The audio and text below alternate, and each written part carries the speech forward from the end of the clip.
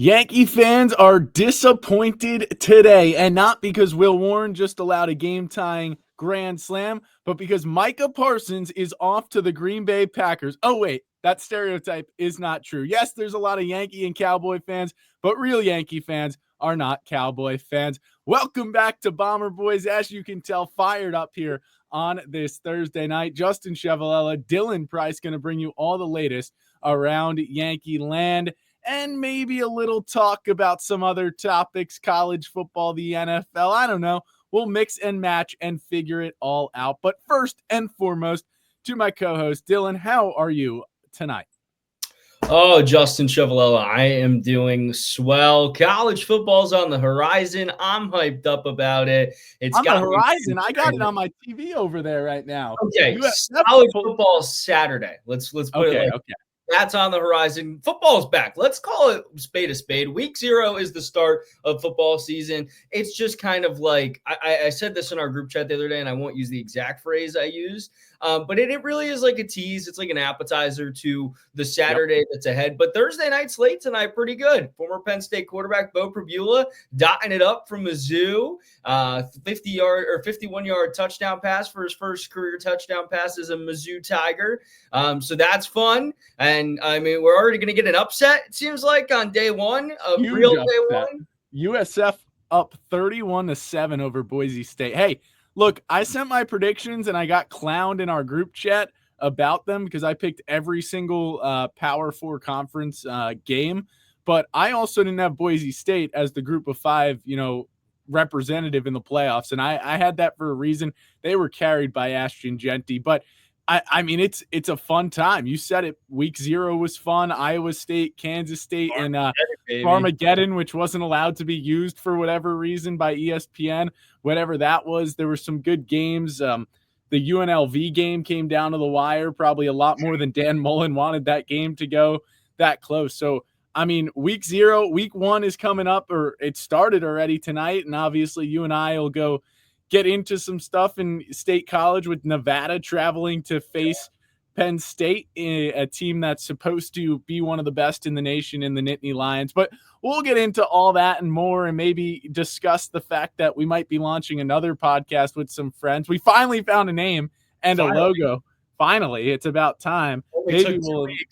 Now it's a matter of when are we actually going to shoot that podcast. But all things aside, we got to get into Yankee talk. A lot has happened since we last came and recorded last week. Doing this a little later in the week than normal, but we got to first hit on what happened over the weekend. A rancid rivalry weekend, as I'm deeming it, as the Red Sox win 3 of 4. Boston, in the process, improves to 8-2 in the season series. They have the tiebreaker if it comes down to the tiebreaker, which it might, because the Red Sox sit 1 game up in the standings. There was a little bit of everything in this series. There was a close game. There was 2 close games. There was a 1-0 shutout for Boston. There was a 12-1 victory, which unfortunately I was at that day. That was Saturday, the matinee game. And then on ESPN on Sunday night, the Yankees came back with a pretty big statement 7-2 victory to round up the series. But I mean, all things considered, Dylan, this is exactly what a lot of people were worried about. Maybe you and I, celebrated a little too early, because I remember I told us we had to pat ourselves on the back because the Yankees, took care of business versus Minnesota. They did the same against St. Louis.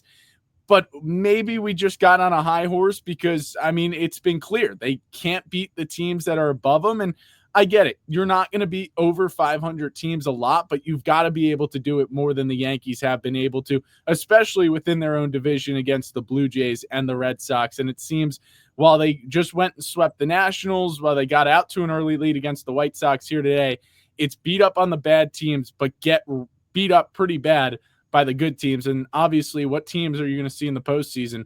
That's the good teams. It's like the old schoolyard saying, pick on someone your own size. But right now it feels like they're the size medium. So they pick up on all the small kids and beat up on them. And then the large kids come in and all of a sudden it's game on and they get a kind of taste of their own medicine. And it really is how it feels at this point because they take care of business. I mean, they swept the Nationals. They did exactly what they needed to do in that regard. They won getaway day, so they didn't get swept at home, which is some semblance of, dignity that you walk away the weekend with. And then, you talk about the start tonight. You start hot yet again. Feels like everything's going, everything's rolling. And Joel Sherman's article from the other day was far and away the best analysis of this New York Yankees team that I have heard in some time, because it's simple. They beat up on all these bad teams. They're going to hit, a dozen home runs. They did exactly that and shattered the Nationals the other day and really all series. And then they're going to get into this stretch that they have ahead where they have the Tigers, Astros, Blue Jays, and Red Sox all coming up on the horizon yet again. And they can't seem to win those games. So what this season really is going to boil down to, and I said this last Saturday on the Catskill Sports Report, I straight up said, I kind of marinated after we recorded last Tuesday and kind of just marinated and stewed from going into the weekend and got pretty pissed off last Saturday. And I said simply this: if you don't take 2 of those games, if you don't take 3 of those games, if you only win 1 or if you get swept, your season's over, because you have not proved at any point in this season that you can hang with the big dogs, because you beat up on the little kids and you get your ass kicked by the big kids. And right now, the Yankees can't figure out what they are. Do you want to be a powerhouse team in the American League, or do you just want to be, I don't know, let's say the Guardians, somewhere in the middle, a team that's in the middle of the pack? Obviously not necessarily the Guardians right now, but you talk about the Guardians as a whole. That's the kind of vibe you get, a team that's going to make the postseason. They're going to lose in the divisional round, and that's going to be that. And that feels like what the Yankees are right now. They're the team that's just going to get in. Maybe they'll win a series. Maybe they'll make it into the second round. But after that, they're a team that's just can't get business done against teams that are equal to or better than them. And this was the biggest example of that. So for me, you're in that middle of the pack. You're that middle tier team right now. And I know that's kind of a disappointing way to start the show, but it's kind of been my feeling all week. It's, we put this back. We pushed today's show back because of a lot of chaos in Catskills land this week. But my biggest kind of feeling going into today was, last week, excitement. We're big series on the horizon. You and I pumped up to record. And now I'm sitting here and I'm like, we can end the show now. It feels like simple as this. The season's done. This team can't compete with teams that are equal to or better than them. And it was exploited, not just in a little bit this weekend, right there on the ticker. They were outscored 21-11 in the 4 games. And 7 of those runs came in one game. It was pitiful. You can't score runs. Everybody's walking all over you. And you know what? You're going to beat up on the bad teams. The headline's going to change after this weekend if they sweep the White Sox. And all of a sudden, it's going to be, Yankees on a winning streak. Yeah, against teams that are barely above AAA. So what are we doing here? And the season is going to be defined by the fact that until something changes, until someone gets their head out of there, this is a team that's just going to toll in mediocrity. And they're not getting nearly close to where they were a year ago. Yeah, I mean, I think you said it perfectly, and I really liked what you said about being kind of like the middle-sized kid on the playground, trying to pick on someone your own size, but there is no one. I mean, I'll make the analogy. My dog, she's a medium-sized dog. There's no playpen for medium-sized dogs if you try to go to a dog park, right? And what does that mean in terms of the Yankees? They're going to go to the playoffs. I mean, that's the simple matter of fact, is they're going to go to the playoffs. Dylan, you just said the season's over. Well, it's going to go for a while. When you look at the wild card, the Royals are uncompetitive. They've gotten hot lately, but it hasn't been great. The Rangers have fallen back. The Guardians have fallen back. The Rays have fallen back. So it feels like the Yankees will still make the playoffs, but they don't have a place to play. The bad teams will be out by then, and the good teams will still be there. They're right now, it was originally, I don't know if it still is, I think it's Red Sox Yankees lined up right now as Bellinger. Oh, he gets one robbed at the wall right on cue.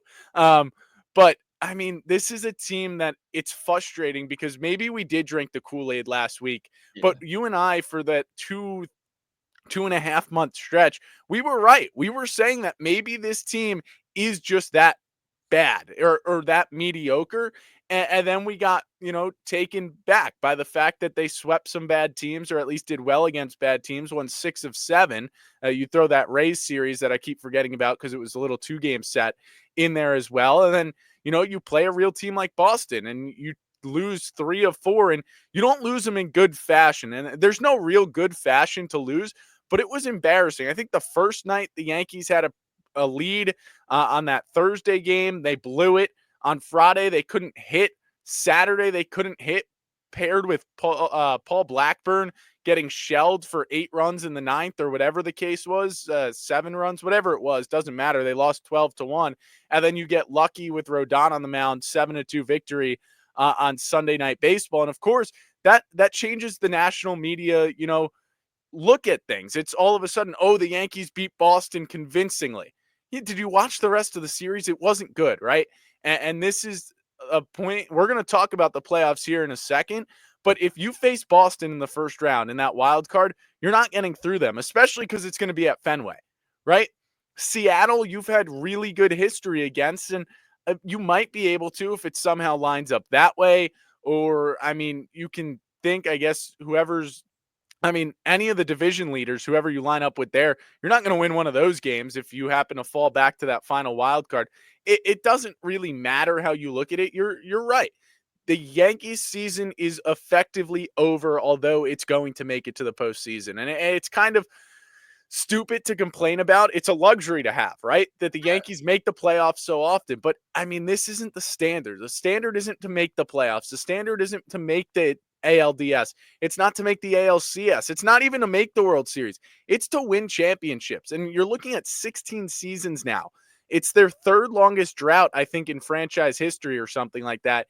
And this is why you can't beat teams that are better than you. And the unfortunate outlook, too, is Boston's going to be a competitor for years. They've got all these young guys already up and already producing. The Yankees have been reluctant to call up a Spencer Jones this season. I know he's cooled back down in AAA, but when he was hot and Judge goes down, they didn't call him up, right? And obviously Volpe has not been anything for the Yankees, and Wells too. But, I mean, this is a team in the Yankees that their window is shrinking. And I think a lot of people have always thought about Aaron Judge being that window and having all these years left on his contract. But at the end of it, you're wasting another year in the prime of his career. You're wasting another year of Giancarlo Stanton, Garrett Cole, Carlos Rodon. It goes well beyond Judge. I mean, we don't know if Bellinger is going to be back on this team next year. And this is just unfortunate that you kind of already turn your head, right, to the offseason and start thinking about, can you get Belly back? Could you possibly sign Tucker? Whatever the case is, it just feels to me that if you look at the way other teams like the Red Sox have been run lately, they're doing things to compete against the best. The Yankees are doing whatever it takes to stay afloat. And that's kind of what leads to this mediocrity from a franchise that's never wanted to be mediocre. It's a team where you said it really, really well, and we're kind of playing in tandem tonight because we're both negative, which doesn't normally happen. We're not usually both super duper positive. I guess maybe last week we jinxed it. That's really the problem. But you said the standard's kind of been the standard of winning. And, you talk about the 82 and 80 season, and that's a blemish. That's a blemish in a otherwise pretty consistent standard of making the postseason, making a deep run. And I go back to that Guardians analogy because that just feels like the perfect one right now. Because you talk about a team that, you know what? You're going to make the postseason. The Guardians, always a team that's excited to make the postseason. Obviously, like you said, and I said earlier, not necessarily right now, but you talk about that kind of the perfect example of, they're going to get into the dance, but then they're going to get bounced. They kind of, to me, are like a team that might have made one of the worst moves in franchise history today. They're the Cowboys. And it really is. The Yankees are the Cowboys right now. They are a team that is not necessarily shipping off the face of your team, but they're a team that the floor for your team is a lot higher than most other teams. Now, again, might not be this year with Dallas, but more often than not, you're a team that's going to get in the dance. More often than not, you're a team that's going to put together a pretty good campaign. And more often than not, you're going to be in every game you play. The reality, though, for the Yankees is that right now they look more like a Dallas than they do like one of the top teams in Major League Baseball and one of the top teams in sports. They look like Dallas, a team that we make fun of. They're not America's team anymore. They're America's joke. And right now, that's all they are. And the Yankees are a lot closer to becoming that than they are to becoming the standard again. And that's really, really discouraging, especially after a weekend like this, because you don't see the fire. That's the thing. That's really the thing that pisses me off, because you got your ass kicked. You got run all over the yard in your own yard. and you don't see any emotion. You don't see any fire. And this goes back to something we've been talking about for a couple weeks now. If it's not going to come from Boone, and it doesn't seem like it's going to, because all you're going to hear is it's right in front of us, and whatever blackmail Volpe has on him for him to go out there and be his lawyer every day, kudos to Volpe, I guess. But the reality is that if you're not going to get the fire from the top, it's not going to trickle down to anybody else. So it's kind of just a holding pattern, and it's unfortunate. And the Cowboys in that level of mediocrity is fitting today, but that's kind of the perfect example where you're going to get into the dance, you're going to put asses in seats, but then you're going to watch the show and feel like there was some meat left on the bone. I'm going to play into the stereotype that Yankee fans are the front runners in every sport, and I'm going to take this analogy one step further. You're acting like the Cowboys when you should be acting like the Los Angeles Lakers. They went out and got LeBron. They went out and got Luka and Anthony Davis, right? Like, this is what I'm talking about, though, right? They at least continue to try to win, and I get it. They've been a little mediocre themselves recently, but they at least try, and they can still hang. They've made deep runs in the postseason, but it just feels that right now, the Yankees, you said it, they look like the Cowboys. And, Jerry Jones and the whole Micah Parsons situation where it seemed like Jerry Jones was just playing his games. Finally, someone stood up to Jerry Jones and said, I'm not playing with this BS anymore. I am going to straight up tell you that you're going to trade me or you're going to pay me. I'm not playing on my 5th-year option. It's too risky for the rest of my career. Why haven't we seen anyone step up for the Yankees yet and say, you know what, if Aaron Boone's not going to do it, I'm going to do it, right? Or if Aaron Judge, our captain, isn't going to speak out and he's just going to give the standard media answer, then Ben Rice is going to do it. We haven't seen that, right? And I think it was a breath of fresh air probably for Cowboys fans to finally wake Jerry up off of his probably $92 billion yacht today and say the best player they've got is gone and the best player in football arguably is gone. Why haven't the Yankees started waking up their front office? Why haven't they started to wake up Hal? It needs to come from somebody, like you said, and it's not. And I'm going to take this one step further because I went to Saturday's game, the 12-1 loss, and I have issues with Yankee Stadium. And I went against Oakland. By the way, I'm 0 for 2 at Yankee games. I'm 3 for 9 at my last professional sporting events, last 12 professional sporting events I've gone to with rooting interest. But I went to the Athletics game, and it was a little different because it was a hotter day, a smaller crowd. It wasn't a rivalry. But, I mean, I noticed it then, and it just got worse this weekend. And I've seen it on Twitter, so I figure address it while it's hot. I mean, Yankee Stadium is just so bad now. They're pumping in sound after every single pitch, which never used to happen, right? It used to be after every at-bat or whatnot, or with 2 strikes, you try to get the fans. And it's not even the organist, right? Because I like the organ at a baseball game. It's this pumped-in fake sound. It's annoying. It's frustrating because baseball is one of those sports that you can pay attention while also talking. So I'm going there with my cousin. I'm trying to have a conversation, but I got to keep leaning so I can hear, which takes your eyes off the game. It was a bad experience, and I think the fans were even worse about it. I think where I have my biggest problem from this weekend is it never felt like the fans were giving juice to this rivalry at all. I remember going to a Yankees Red Sox game when I was really young, and my dad was like, you 3 boys don't leave my side, right? Like, this is Yankees Red Sox. You don't know a Red Sox fan that may have had too much to drink. He would swing at you. After the game on Saturday, we're on the subway, and there's Yankees and Red Sox fans just joking on the subway about, the game and all this. That's not how this used to be, right? It used to be, don't even look in the eyes of a Red Sox fan. Don't do this. And the Red Sox would play that right back. There was no juice from the fans. And on top of that, I mean, I get it. The grounds crew tries to get you in the game with the YMCO. You know how demoralizing it is with the YMCA in the 6th inning while you're losing 5-0? It's stupid. It is stupid. It's just like playing New York, New York after a loss. It's demoralizing and it's stupid. That's what I got to say. There was this person in our section who was trying to get us all to stand up and do the YMCA. And I'm like, look at the scoreboard. Why would I want to do the YMCA right now? It's stupid. Pay attention to the product on the field. Unfortunately, Yankee Stadium has become just as much of a tourist attraction as MSG became for the Knicks for years until the Knicks finally put together a competitive roster. Yankee Stadium is awful to go to. I'm sorry. I love the Yankees. I love going to baseball games. But going there and just being surrounded by tourists during a rivalry weekend, I don't have a problem taking in a baseball game. But I have a problem with the fact that there were so many tickets available for cheap prices against the Boston Red Sox for a crucial 4-game set late in the season. And you're getting it with tourists coming in and not providing the energy that the team needs. And that's why you have sounds being played nonstop. It is a bad experience, and it was really capped off by a 12-1 loss. I mean, it was embarrassing. And it honestly is like, do I even want to go back to the stadium this year, especially in a meaningful game? And I know you and I have talked about going back, but we'll make sure we go back on giveaway day. So at least I get something good out of it, because I can tell you they're going to lose anyway. We are off to a hot start. You're so pissed off that you said the YMCA wrong. It's 4 letters. It's YMCA, and you said a YMCO.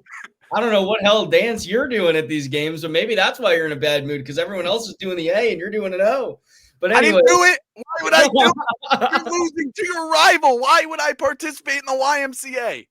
Really, I just feel like you're deflecting because apparently you can't spell, and that seems to be the bigger issue here. But I digress, because you're 100% right on the tourist attraction thing. It was my biggest pet peeve about going to a Yankee game is hearing New York, New York after a loss. And I love in Scranton Wilkes-Barre that they would play That's Life, because it is. Sometimes you're going to lose. Sometimes you're going to pay for a ticket and you're going to walk away sad, especially if you're Justin Chevalella. But it's not, you're not going there for the novelty of, oh, it's the end of the game. We're going to stay. We're going to hear New York, New York. No, you know what? If they lose 12-1, I don't want to hear New York, New York. I want to hear Sinatra say, you know what? That's life. Sometimes you get kicked in the head some days. And right now they didn't just get kicked in the head. They got curb stomped by the Red Sox. And Amy, with her 17th beer, is sitting there trying to lead your YMCA section before she goes back to Detroit or wherever the next day and gets ready to spend the rest of her summer. Good for Amy. Hope she had a hell of a time in the Bronx, but that's not what a Yankees-Red Sox game is supposed to be. It's not supposed to be some tourist attraction. And yeah, you hit the nail on the head, because it's we got there was a train problem at 125th Street or something. The train stopped because there was an electrical malfunction. So we get up and we're thinking whether we Uber or walk to one of the other subway lines.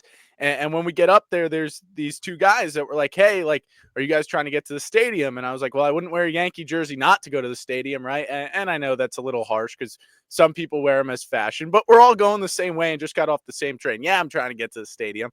So they said, do you just want to Uber with us? And we're like, you know what? These guys look trusty enough, and the Uber driver will be there. We shouldn't get killed. So we went with the guys, and they were 2 very nice guys. They had stories to tell, right? And it was a nice Uber ride.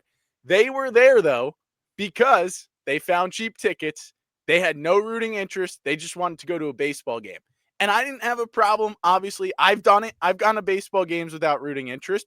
But at the end of the day, that shouldn't be an option for Yankees Red Sox. And I was like, yeah, they were nice guys. I tried to give them money for the Uber. They wouldn't let me do it. I hope they enjoyed their game.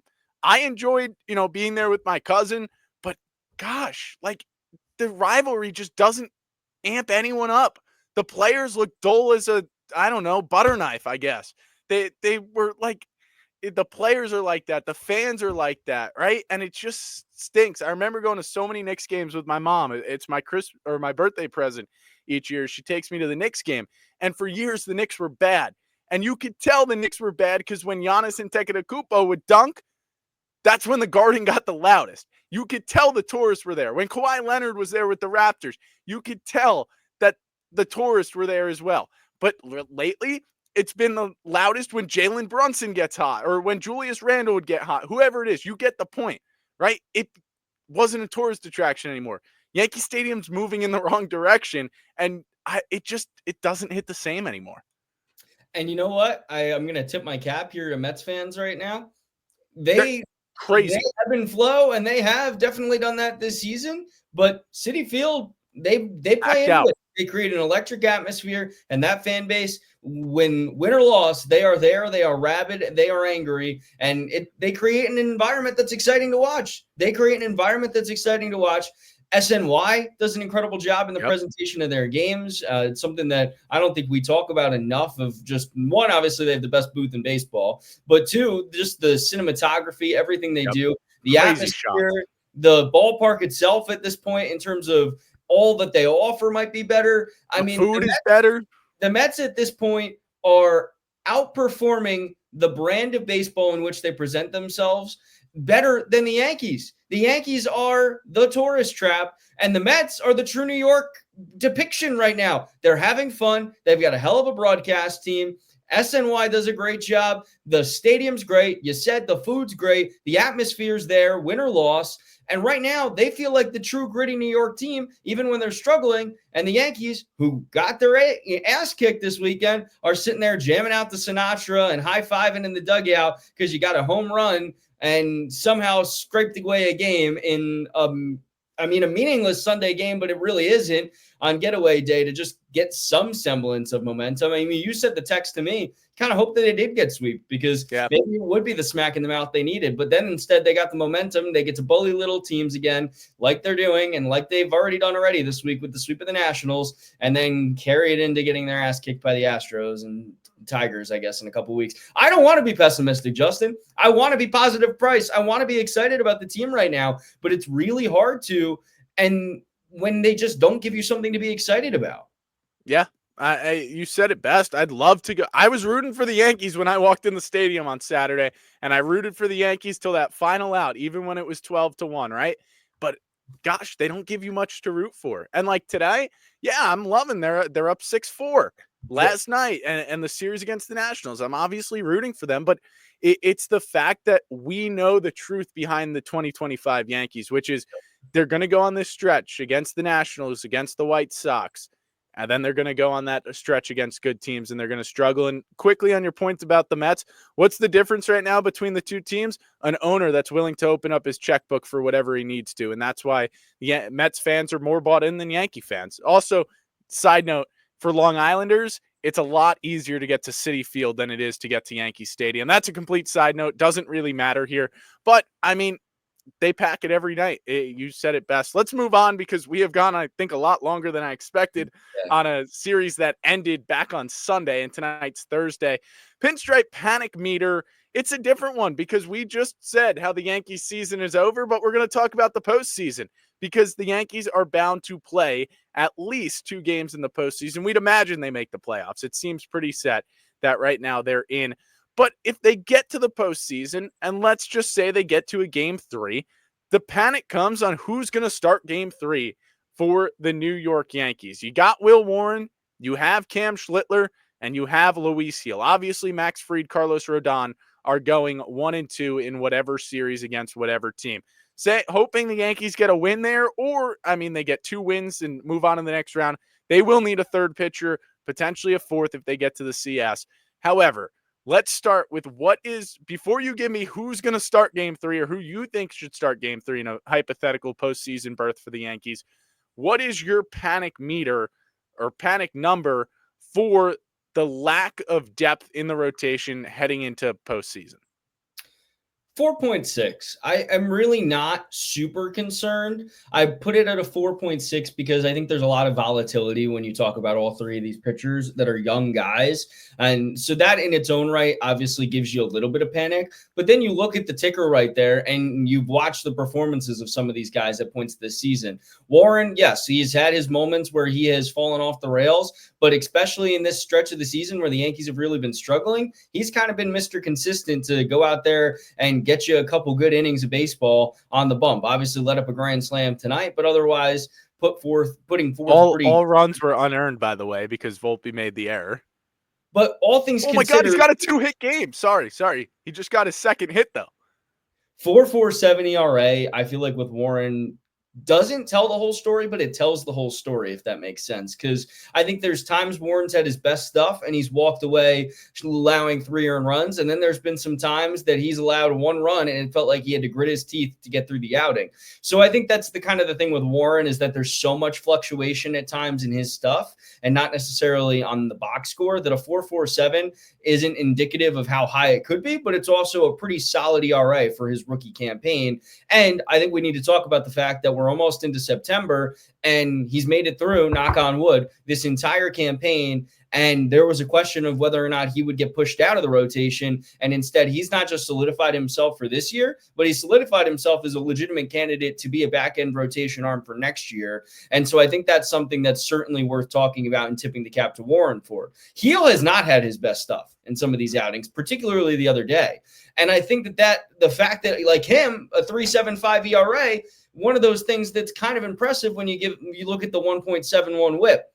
He's a guy who has struggled. He's gotten himself into some pretty precarious situations, and he hasn't exactly instilled confidence. He's worked his way out of it, and he's proven that he's kind of a high floor starter where he's going to go out there and he's going to put forth a solid outing. More likely than not, he's not going to get rocked, but Heel has definitely not had his best stuff since coming back from injury, and this is not the same king of the heel from a year ago. I do think there's a good chance he gets trotted out as the third starter simply because rookie of the year, postseason experience, et cetera, et cetera.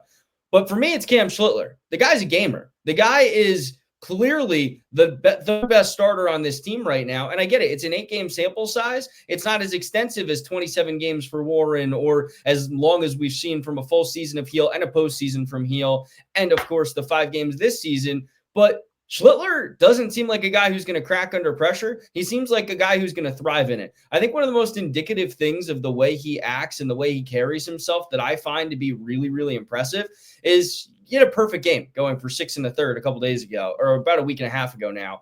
And he was more pissed off about the walks and, letting guys on the base pass than he was about the perfect game. And that was clear to everybody watching that game. He is somebody who does not like making a single mistake. He doesn't like hanging one over the plate. He very much is a fiery guy. And I think that kind of passion, I've always liked that kind of passion. It's what I love about Garrett Cole. It can carry into a postseason, and it can carry you in a postseason. So for me, because it's young guys, all three here, volatile guys in that regard, that's where the 4-6 comes from. But my answer is clear as day on who the third starter should be if the season were to end today. It's Cam Schlittler, because this guy has it. Yeah, I mean, I have to agree with you right there with Cam Schlittler. He would be my game 3 starter without a doubt. I mean, you can see the numbers. I think the numbers at this point speak for themselves, and I'll take it a little bit differently than you in just a second. But let's also think about his repertoire. Let's think about a guy throwing heat. He's got the 53 highest pitch velocities for the Yankees this season, or whatever the number it is. It keeps growing, and his velocity and his stuff, right? You can have velocity and not have stuff, but Cam Schlittler has velocity and he's got stuff going with it. And that showed in his last couple of outings where he's looked a lot better and a lot, I think, more confident in what he's throwing. And this is a guy that, I mean, you expected a couple more outings of struggle when he got called up, considering the fact that he started the season in AA, fast tracked into AAA, and even was a faster track up to the major leagues. And a guy that, for a while, was holding on to his prospect status, but now he's been up in the majors for 8 starts and he's done nothing but really dominate, right? He's had some struggles, but everyone's going to over their time, over a long season. And I think just what we've been able to see, the ability to blow that fastball by hitters, you need that in the postseason. Will Warren, as much as you can see the numbers with his strikeouts of 146 and 131 innings pitched heading into today, he's a guy that pitches to contact, and that hurts him, right? As much as you'd like to say a ground ball to shortstop should be fielded and fired onto first for an out, this Yankee defense, beyond just Anthony Volpe, by the way, has had its struggles this year. If Giancarlo Stanton's out in right field in a playoff game with Will Warren on the mound, you could be asking for trouble with lefties up to the plate, right? So too much contact on that end. And then obviously Luis Gil, I think you said it best. He's just been struggling out, since he got back, and a 3.75 ERA doesn't really dictate that, but you watch the games. He's struggling to get through these innings, and it feels like he's close, but you don't have that much time to get there, right? You only have the month of September if you're Luis Gil to get to that point, and I think he would be the perfect arm to move to the bullpen. He's got the high velocity. He's got, everything you need, and he seems to be fine, coming out and pitching a couple innings here and there. Like, I think that would be something that works for him. We've seen him do it in the past in the minors and stuff. So I think that role would suit him in the postseason, and he can't get mad at it. He missed he missed almost 3/4 of the season with his injury.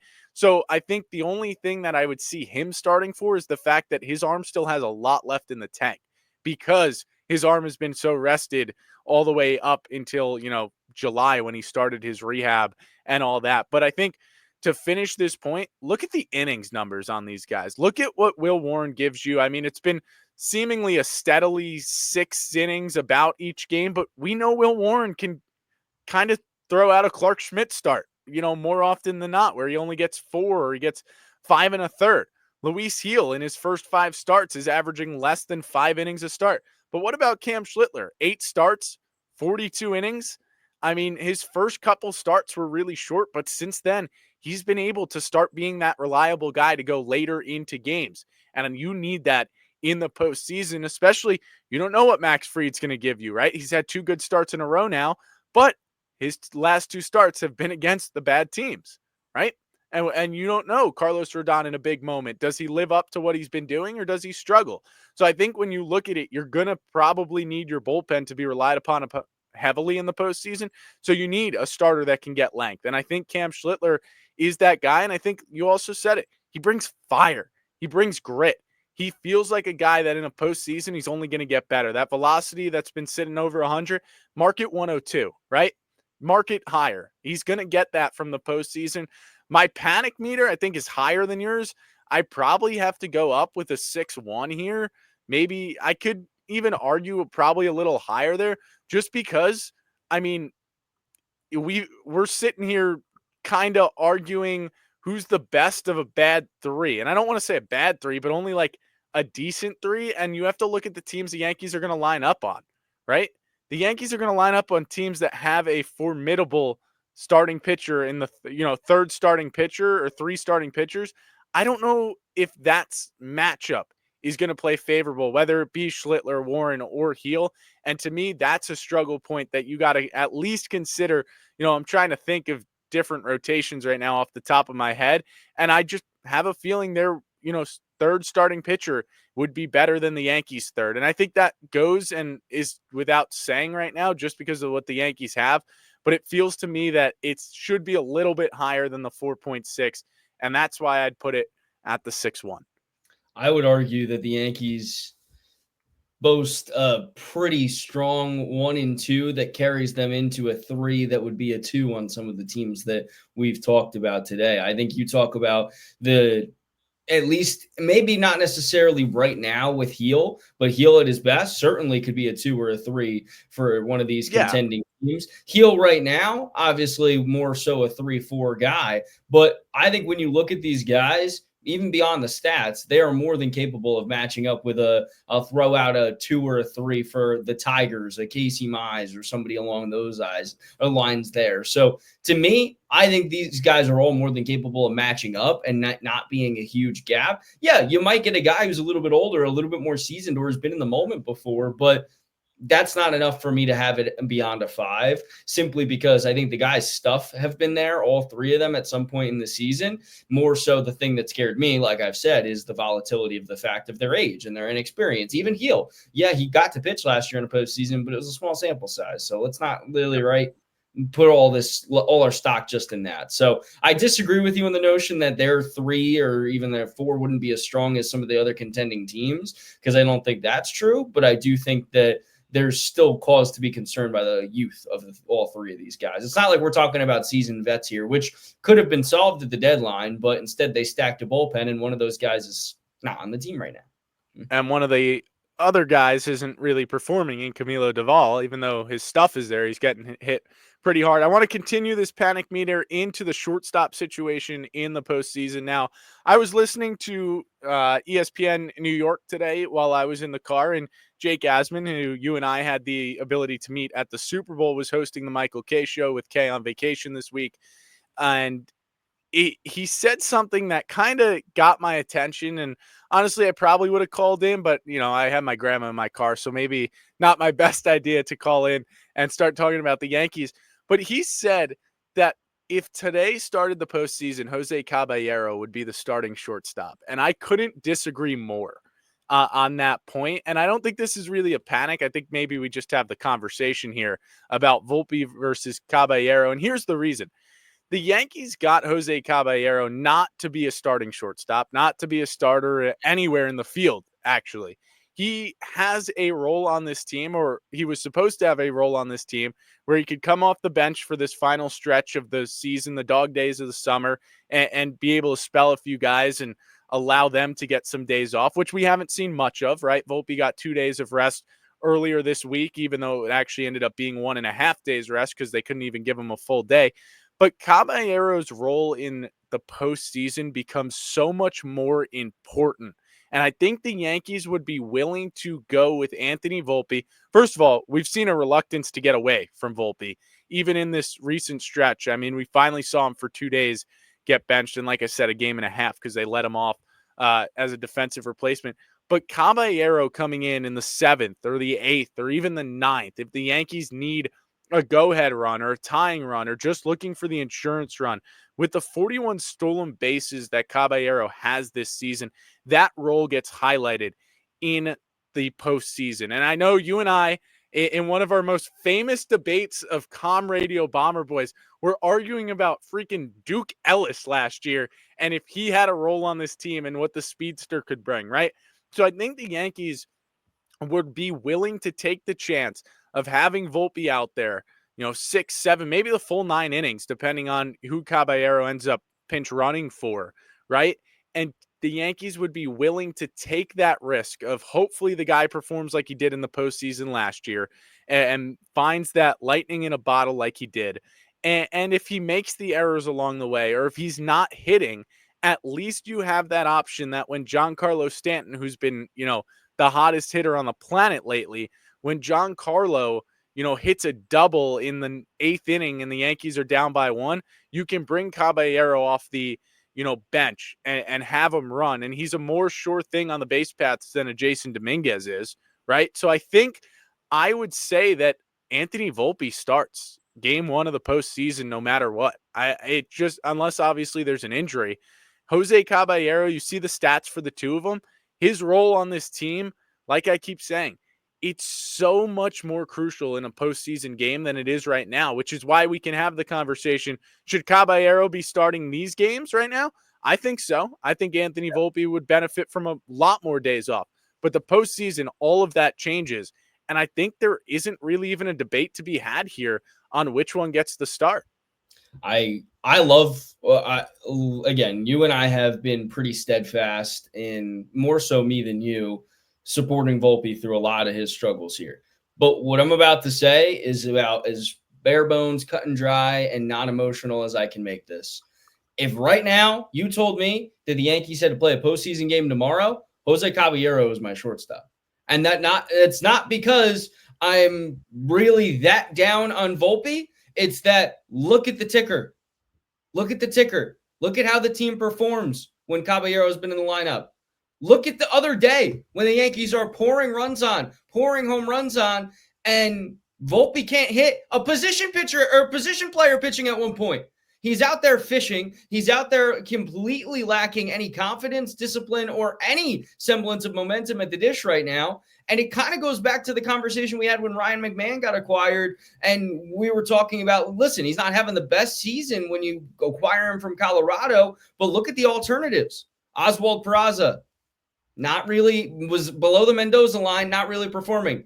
Jorbit Vivas, also not really performing. So then you look at McMahon. Yeah, all of a sudden a guy who's a little bit under 220, not too bad compared to guys who were well below the Mendoza line. We're on Mendoza line watch for Volpe, and I get he's at a 2-hit night tonight, and this could be the start of a turn, and this could be the Volpe of old again. But that doesn't seem to have been coming to fruition at all this season with Volpe, because he's going to finish the season with almost 80 runs driven in. He's going to finish the season with over 20 home runs. He's going to finish the season putting a quality line of stats up in that regard, but then you see that on-base percentage. Then you see the at-bats that maybe in a 10-run inning, whatever, pouring the runs on, yeah, it doesn't matter a whole lot other than just, wow, another a notch on the belt of Volpe's struggles right now. But in the postseason, when you're down a run and it's the bottom of the eighth, bottom of the ninth, whatever you want to call it, back against the wall, down to your last 6 or 3 outs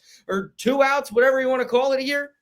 I don't want a guy who's just going to be out there willy-nilly swinging at the ball versus a guy who has a 334 on base percentage. And then you get him on the base path, then he can work his magic. And defensively, a hell of a lot more confident in him right now than Volpe, who looks like a far cry from a Gold Glover. So to me, I'm on the opposite end of things. I don't think it's a debate right now simply on the fact that look at the two options. Caballero is performing better. If the postseason ended today, I don't give a shit if he comes in and runs on the base pass. I would love to see Caballero steal some bases and ultimately be the winning run.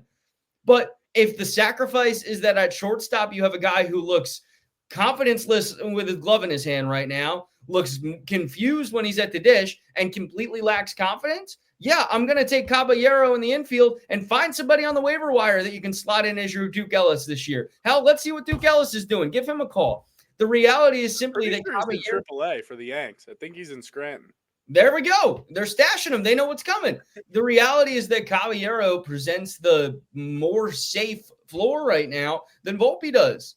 And that's just it. So if the season ended today, Caballero is my shortstop in the postseason. Again, I love Volpe. I think they're going to go with Volpe regardless, even if he goes 1 for 72 over the next stretch after this 2-hit game. But the reality right now is that let's just look at the proof in the pudding. Caballero is the better option at shortstop if the season were to end today, and some base running situation doesn't gain precedence in that for me. Even if it is, you're back against the wall. Sorry.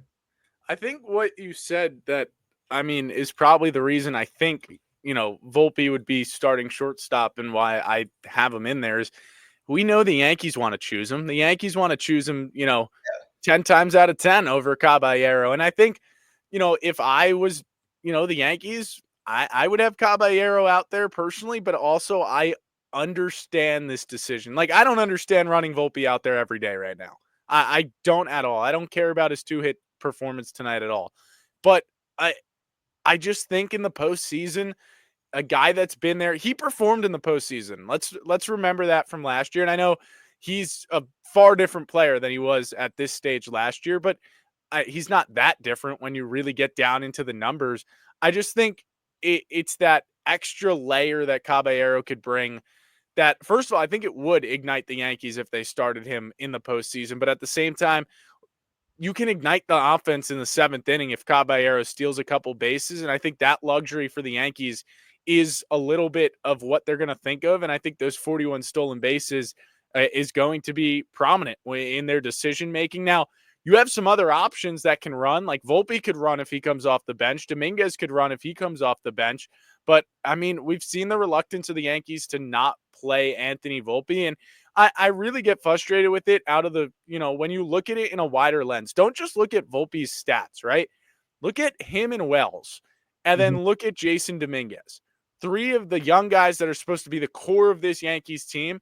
The Yankees have given up on one of them earlier than they have the other 2. And the one they gave up on, basically at this point, he's played, I think, 5 times in the last 12 days or something like that. The one that they've basically already given up on is the guy with the best stats right now. Does he have the least home runs? Yeah, he's only got 10. But he's Jason Dominguez, batting 257 or something like that right now. And it just frustrates me that we have to, I love Stanton, don't get me wrong, but why isn't Dominguez getting playing time? Well, that brings us up to our next subject, right? There's been some problems with Aaron Judge since he's returned from the IL on August 8th, and I don't think a lot of people want to address them because he is an MVP candidate, albeit I believe it was FanDuel flipped their odds, and Cal is now the favorite for FanDuel. One of the big sports books I know flipped the odds and put Cal as the favorite for AL MVP. But you see the stats: 217 average, 386 on base percentage, 436 slugging, 4 home runs, 10 runs batted in. And now this is he came off the IL 23 days ago. It's an extended slump. I think it's 22 games. And this feels like every year Judge gets some type of slump of this nature. But the tough thing for me to swallow here is the fact that they haven't given him any days off. It would be different if Judge was 100% healthy, right? If Judge we knew was healthy, don't give him days off. Let him work it out. But we know he's not. He's got to fix his swing a little bit because his elbow's bothering him. He's, DHing. So you just think about your at bats all game. You're not thinking about fielding a ball in right field or diving or anything like that. I think the simple fix here is to bench Aaron Judge for a game, right? Give him a day. I don't want to say bench. I think that's the Yeah, wrong that term. just feels like a harsh term. Yeah, that's a harsh term. Give him a day off. And don't just do it once, maybe throw in a couple days off. Especially you had the perfect stretch here with the Washington Nationals in town and now the Chicago White Sox, right? And there's 3 more games against the White Sox. It could still happen this series, but it's an easy solution that fixes a couple of your problems. You don't have to have Stanton in right field, right? He could DH while Judge is off for a day, and you allow Dominguez to continue to play. You've stunted the kid's development, if I had to guess, because 22-year-old prospect that's actually hitting who gets on the bench, that's got to mess with your mind a little bit, I'd have to imagine. And I just think that is solution, yeah, maybe it takes a little bit of pop out from Stanton because he's not getting the same pitches he's going to get with Judge in front of him. But I think at the end of the day, if you really want Judge to start hitting, and if you want him to get healthy to the point he can return to right field, you have to play this whole situation differently. And I feel like it might be stupid to raise this alarm 22 games in since he got off the IL or whatever amount of games it is. But it's certainly not like the Yankees have taken care of the star of this team. And I know they're DHing him. He's not out in the outfield, but I just don't think they're fully taking care of the guy. And I think he would look different if, he came back, played 3 games, had a day off, 3 games, another day off. I think everything would look different right now with Judge. But Judge went quiet in the Red Sox series. He's not performing in those big series that the Yankees need him to right now. And it's worth noting, right? If we're going to bash Anthony Volpe and Austin Wells and all these guys that have struggled, got to have some accountability towards the captain too. I think there's 2 things. First, on the Dominguez point, something that I think that we haven't necessarily reframed it as, and I guess this is the job of the positive one of the 2 of us here to say, is maybe sometimes it is good that Dominguez is getting the time off. I don't necessarily know if it's fully stunting his development. I think at least defensively and on the bases, you could make that case. But at the dish, you just gave the example that I fully agree with. Wells and Volpe don't necessarily instill confidence in you at the dish right now that they're going to go out there and fight hard at the dish. 2 guys that have gotten their time off, Rice, Dominguez, your other 2 homegrown guys of the young crop that you have right now in the lineup, they've had their time off. They've had their days to readjust, and they look pretty damn reliable if the Yankees get into the postseason to perform right now. So maybe it is a good thing sometimes to give these guys rest because the Yankees are deep. We've said that about this team since day 1 of this season. Even when I walked out of the studio back in Com Radio and flipped out because of Soto and you trying to tell me Plan B was better, right now you still look right, and I hate it. But my point more so even then was I get it. They're going to be a deeper team, and they've been a deeper team all year because of it, especially post the deadline. And so maybe it is a good idea to give some guys days off. I know that for some reason it's just not in Boone's language when it comes to Volpe and Wells because they're basically sons to him in terms of how he defends them constantly. And certainly you're not going to give the captain that same kind of time off either because for some reason it's like they're immune to doing that. But the reality is that there is a simple switch to it. It's just give him the time off because it's going to allow him to get treatment. It's going to allow him to go and do physical therapy for a day. It's going to allow him to make sure that 1, he actually gets back in right field before the season ends, and 2, that there isn't any long-term damage because there is no way, we have said this, there's no way that Judge is fully 100% at this point in the season. The wear and tear of a full season already has played an impact, but also just look at how he's playing right now. He is still Aaron Judge. He is still boasting a .386 on-base percentage. He is still a very, very good player. But right now, Aaron Judge is at 80%, 90%, and he could be at a higher percent on his best days if you give him a day off here and there. But right now, you trot him out there, and all of a sudden that 80, 90% goes down to 60%. And it's like not charging your phone battery. Sometimes you just got to plug it in and bite the bullet and not play with it for a little while. It's kind of what you got to do with Judge. It's really a simple fix. And I think you're right. There isn't really some crazy heated debate to be had here. It's just that I don't know why this team isn't actually looking at it like a positive for Dominguez and Rice that, hey, we gave these guys days off and they're producing. Even let's talk about Trent Grisham. Yes, he's primarily been the everyday guy, but he's had his days off. It works. Sometimes you need days to recalibrate. And I mean, there's everybody. There's a reason Judge got hurt. He had that one day off in Kansas City that sent the Yankees down a bad stretch of games, right? And I think it's crazy to expect someone to play 162 games unless they're the designated hitter. And for the Yankees, their DH can't even play 162 games in Stanton, right? He missed not in this era of baseball at any means. No, it's no possible. I was because the Yankees played that afternoon game yesterday while I was playing Xbox last night. I had the Red Sox Orioles game on, and they're talking about how the celebration of Cal Ripken is coming up for, I believe it's the 30th anniversary of him breaking Lou Gehrig's streak of consecutive games played. I don't know if anyone has played every game of the season so far for their team this year. It's not in this era of baseball to do just that, right? It's not in this era of baseball for guys to play. And to me, if a guy plays 150 games or more, they played the full season at this point. I think 150 is the equivalent to 162 at this point when you look at it, right? Giving guys 15 days, and you're not going to give Aaron Judge 15 days off in the season. I know that. You're going to, if anything, give him maybe 4 or 5. That's fine, but he clearly needs it right now. And I think that's the unfortunate part is that, I mean, you kind of said it. We both said it. This is a hope right now he gets back into right field. And honestly, I'd love your take on this. I think with what the Yankees are saying and how they're treating him, if Judge comes back in right field, it's going to be the last week of the season. I don't see it being anytime soon. And I know this is just speculation, but we've learned to read in between the lines of the New York Yankees. And Boone's comment today was very vague. Just you see it on the bottom of your screen. He expects him to return to right field before the season ends. Doesn't say definite, doesn't say anything that's like a timetable. And that's been the weirdest thing with this whole Judge injury. We always get a timetable. Most of the time it's wrong. But after they said he was going on the IL for 10 days and would need another 5 to 7 days before he throws again, that's the last time we had a timetable on this injury.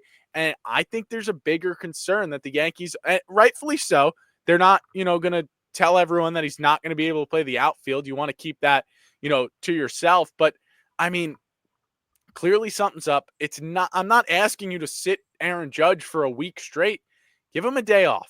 Let him reset and maybe let him be a captain on the bench, right? Fire up the other guys. And in the process, you give Dominguez a day in the outfield. You give Stanton a day at DH and you change this lineup, right? Because honestly, this lineup, as much as I love how it's performing, it's crowded again because Stanton got hot, Rice got hot. And every day there's going to be someone good on the bench. And to me right now, the guy that's good on the bench every day is Jason Dominguez. And the unfortunate part is I think the Yankees still have holes that, Ryan McMahon has really struggled at the plate and obviously Volpe, but Wells is barely playing right now, right? We've talked about that. The Yankees are so good, so many different places that you can afford to give Aaron Judge a day off against the White Sox or back against the Nationals or when you play Baltimore right before the playoffs. If you got your spot clinched, give him a day. Let him reset as McMahon ropes a double right after I say that he's struggling at the plate. But you get it. I mean, there needs to be some type of reset, I think, for the captain.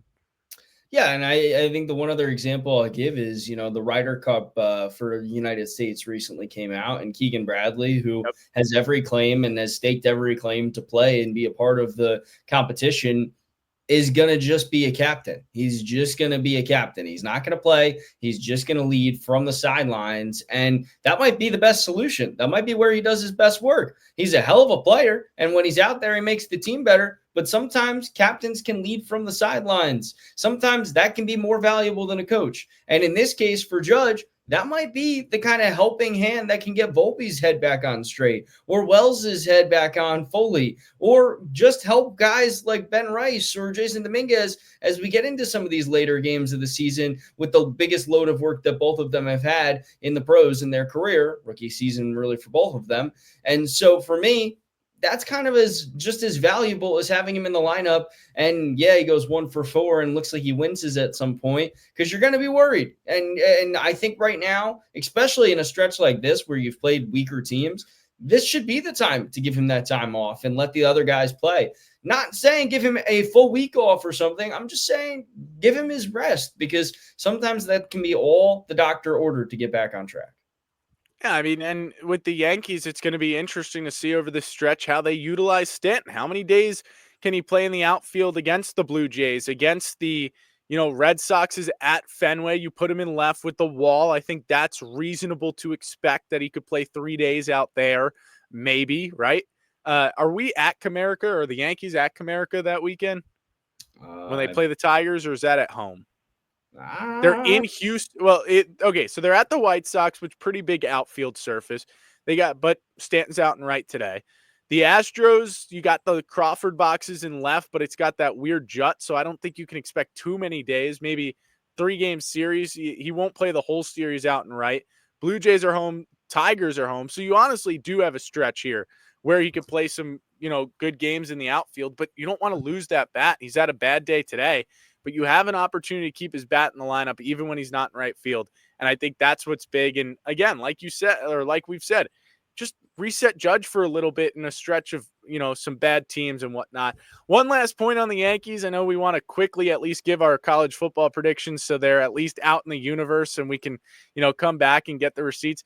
The schedule came out for next year, and I have a problem with the beginning. I seem to have a problem with a lot of things, but shocker. If you haven't picked up on it, folks, that's kind of how he operates when it comes to the Is that why we say judgmental Justin on this one? I think that might be why you got the nickname, pal.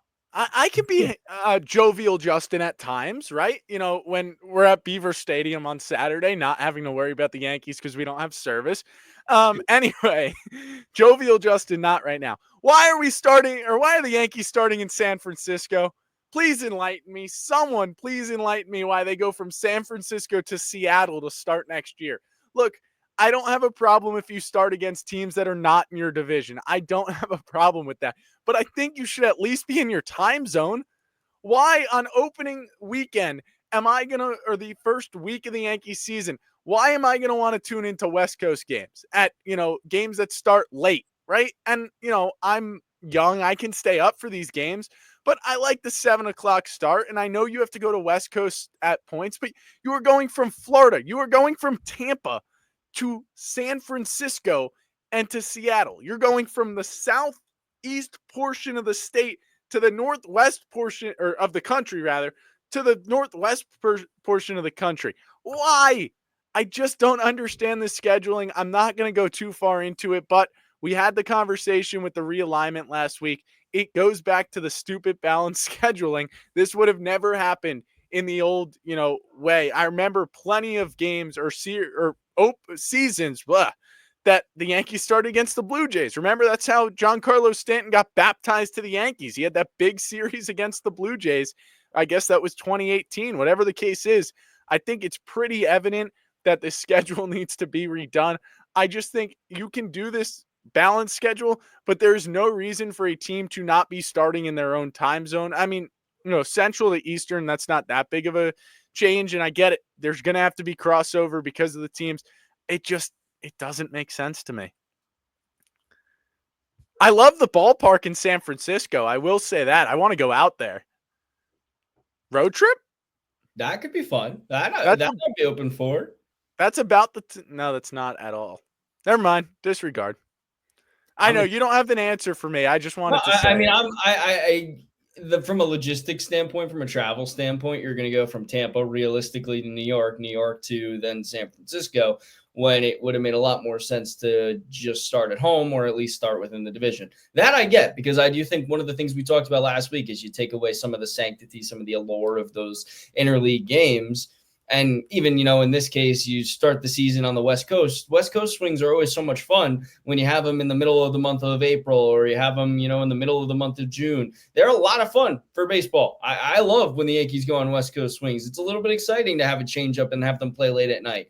To start the season with it, though, after you've been missing baseball for so long, and then you got to stay up till 10 p.m. on the East Coast here just to get, through a couple innings before you fall asleep. Yeah, that part kind of sucks. But for me, you know what? It's not as big of a deal as, I think it is for you, but I think it could be fun. And hey, we might have just came up with a road trip idea. So it worked That's a out. big road trip.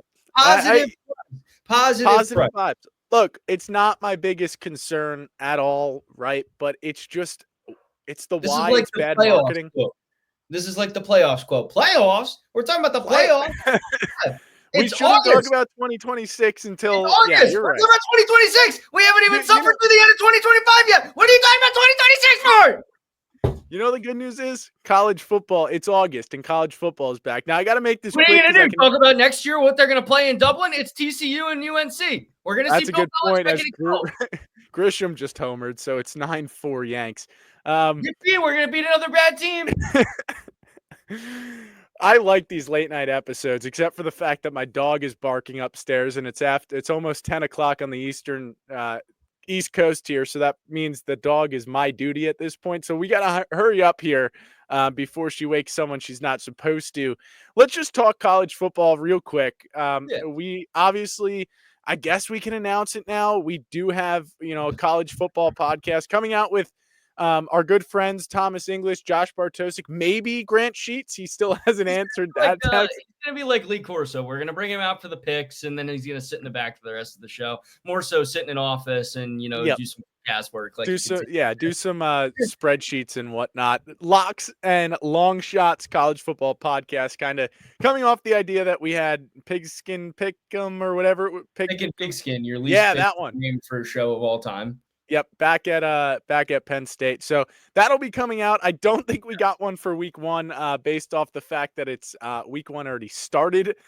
So maybe week two, if time allows, we will see. But with that being said, let's just make this easy. Give me your SEC champ, your ACC champ, your Big 12 champ, and your Big 10 champ, because those four are guaranteed to make the postseason.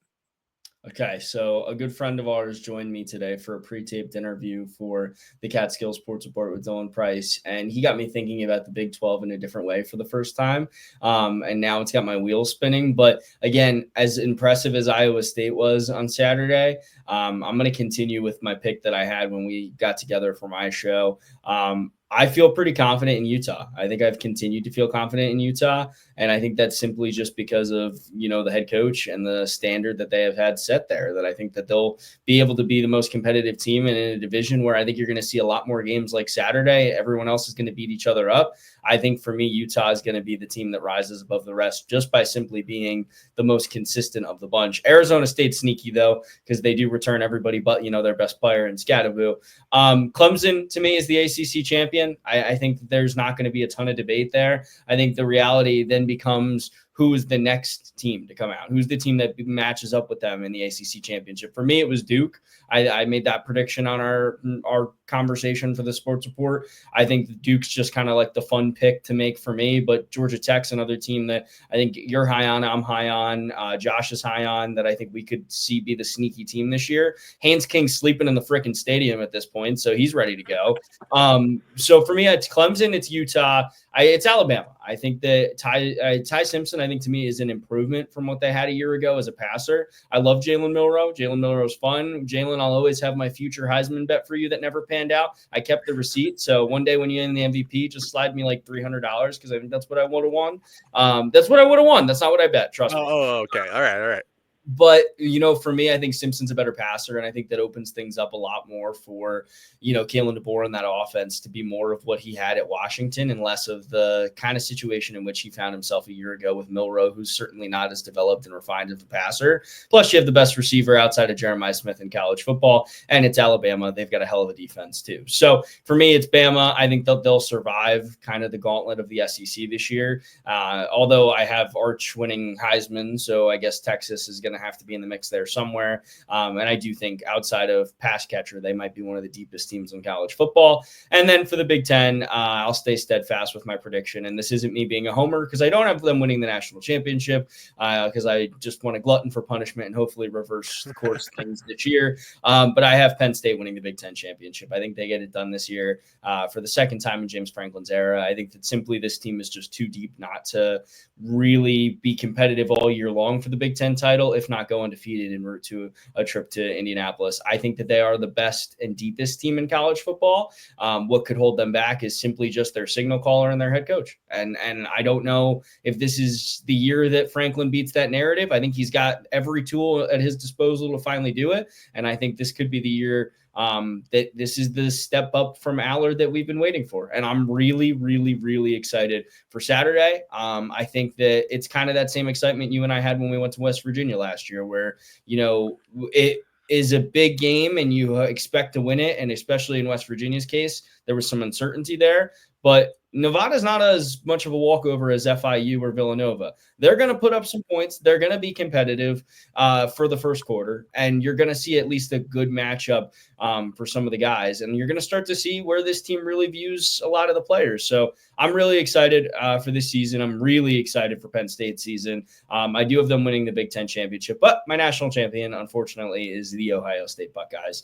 Now fire away, Justin. Yeah, I mean, I've changed my predictions a lot, but I've also kept them the same. I have Iowa State in the Big 12. I had them before this win. Dylan knows that. He can vouch for me. I've had Iowa State the whole way. I like Rocco Becht, even though he lost 2 wide receivers. And honestly, it only helps my prediction, the performance they put out in Dublin over the weekend. I thought it was, not the best performance, but for a team that had to travel across, the world and in a week 0 matchup, obviously, that's tough to do. Anyone in their first week is going to be rusty. I mean, we'll see it with Penn State probably a little bit through the first quarter, I think, at least against Nevada.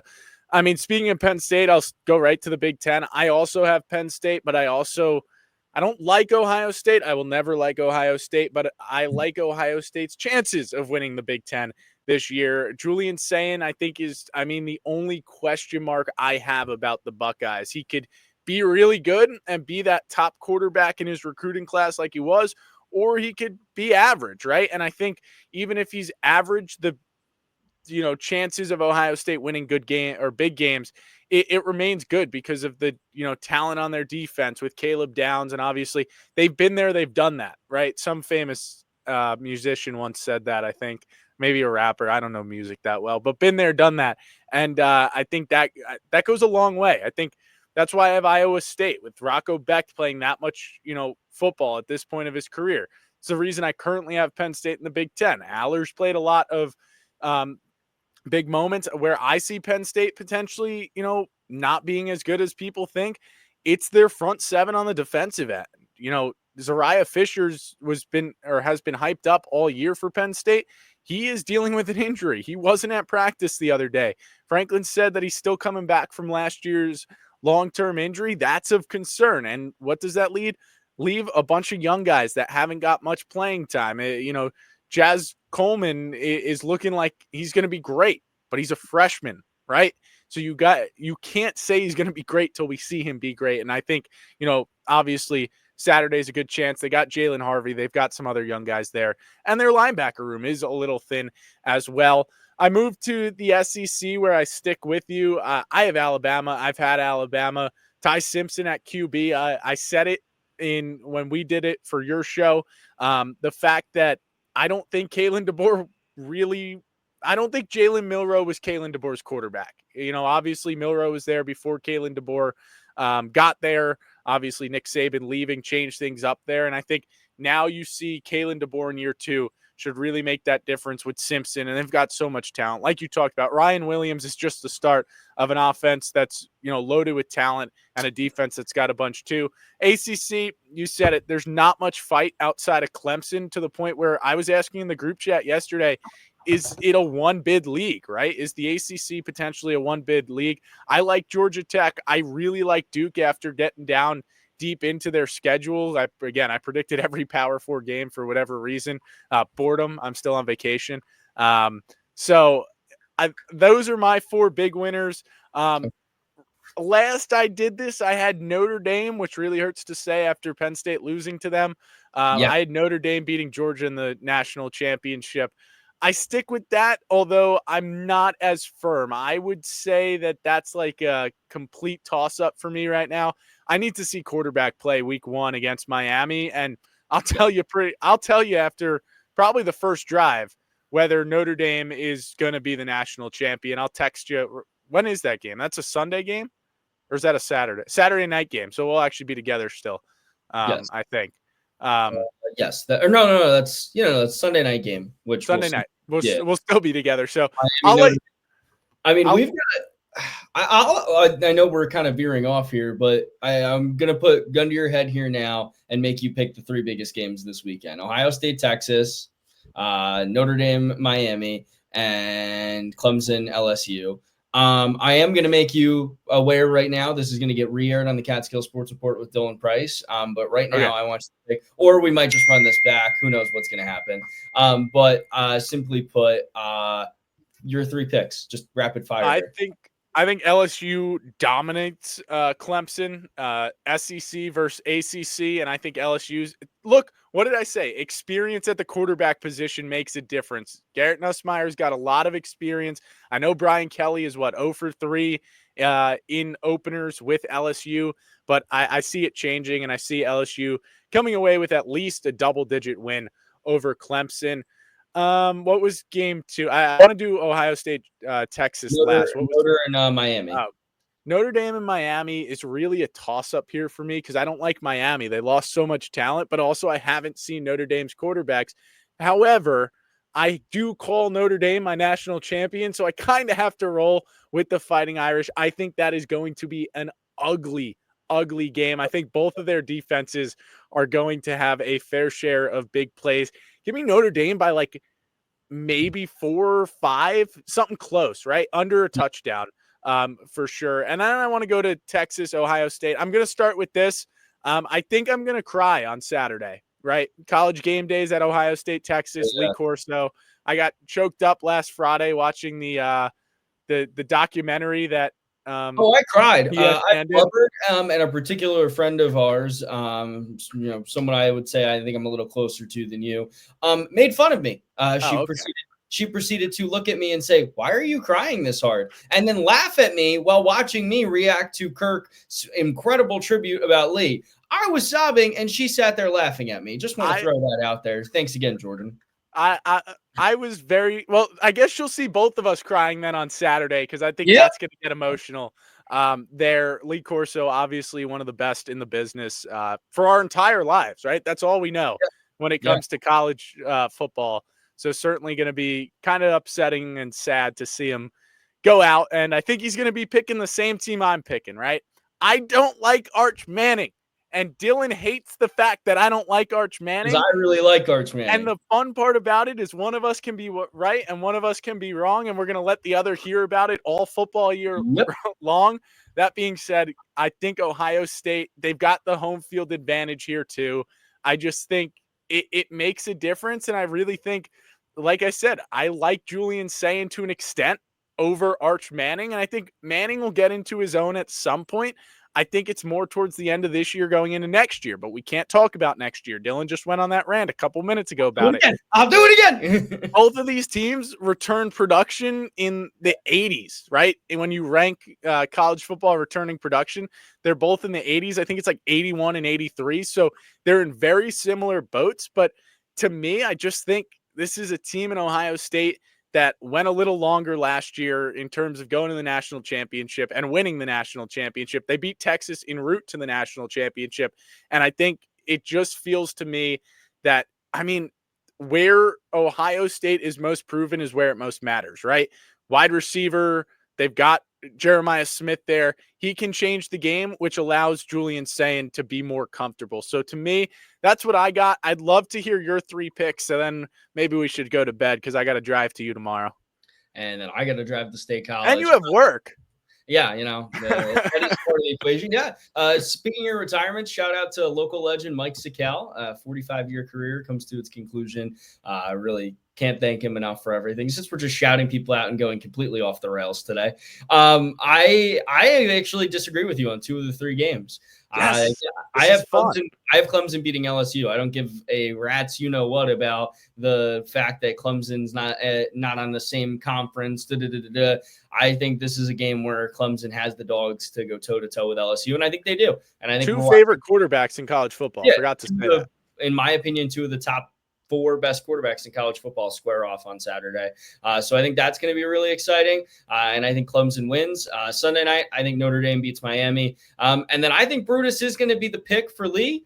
Clearly, Brutus was the pick for you. But I think Texas and Arch Manning walk in Yo Trap, take over Yo Trap, and leave. I'm putting horns up. I got Texas winning this one. I think UT walks away with the win. Again, Ohio State's my national championship prediction. I stay steadfast on that. This is Sayan's first start. This is a team that is going to, I think, have a little bit of a championship hangover. Lost a lot of guys. They do, in my opinion, have the best offensive player and defensive player in the country, and that certainly can compensate that with Jeremiah Smith and Caleb Downs. But I think Arch Manning is going to pretty much have as good of a coming out performance as you can have on Saturday. And I still think there's going to be meat left on the bone. I think they show up, they win, they rise to the occasion. And I think that's a kind of fire that Ohio State had lit under their ass in the last regular season week of the season by Michigan. And I think, unfortunately, for college football, especially for Penn State, I think they're going to get that lit in week one, which is not a great thing for anybody. I guess we should be rooting for Texas, as much as that hates to say, because I always am horns down. I think as Penn State fans, as Penn State fans, I'll put that, horns down away for the week. I will root, I guess, for Texas. I'm just hoping for a really damn good football game. Is that fair to say? Probably not. Anyway, Dylan, you don't need to tell anyone what you're doing this weekend because we've already gone over it. We'll be at Penn State, Nevada, back at the alma mater. We're those, guys that just graduated that are going right back. That speaks a lot about our character, probably. I would say, though, more so, we're there for the game. If we are some of our friends there, we are. If we happen to run into some of our friends there along the way, that's great. But we're there because you and I are gamers. We went all the way to Morgantown last year for the first game for good reason. So I think we're there. We are there for the game. We're Penn State fans first. We're alumni second. Well, not necessarily, but for Saturday we are. Yeah, let's roll with that one. Anyway, for Dylan Price, I'm Justin Chevrolet. We'll see you next time on Bomber Boys.